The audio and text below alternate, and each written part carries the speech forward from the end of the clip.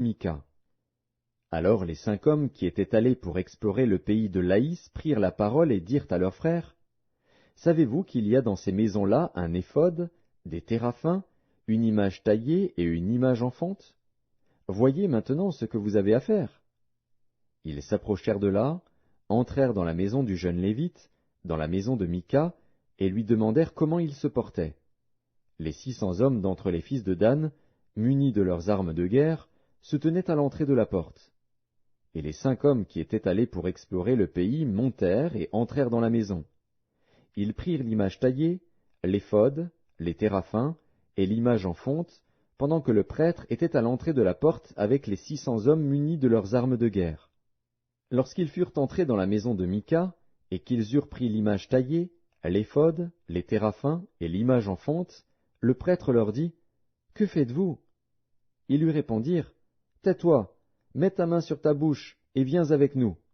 Tu nous serviras de père et de prêtre.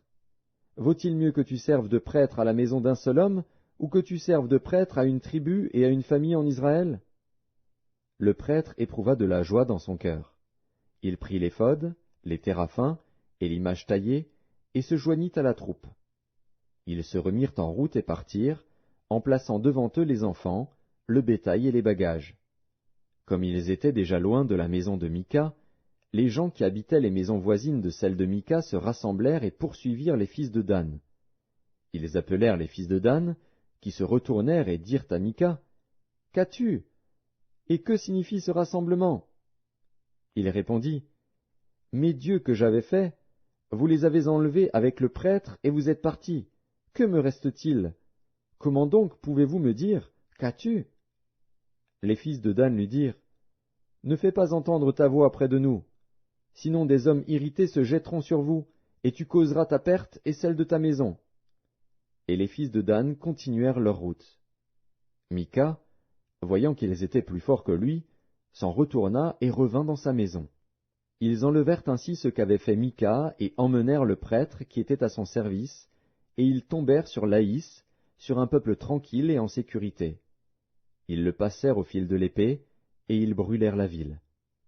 Personne ne la délivra, car elle était éloignée de Sidon, et ses habitants n'avaient pas de liaison avec d'autres hommes. Elle était dans la vallée qui s'étend vers Beth-Rehob.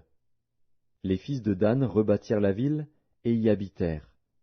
Ils l'appelèrent Dan, d'après le nom de Dan, leur père, qui était né à Israël, mais la ville s'appelait auparavant Laïs.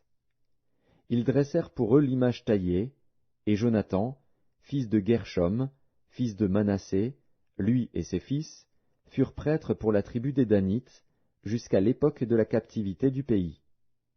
Ils établirent pour eux l'image taillée qu'avait faite Mika, pendant tout le temps que la maison de Dieu fut à Silo.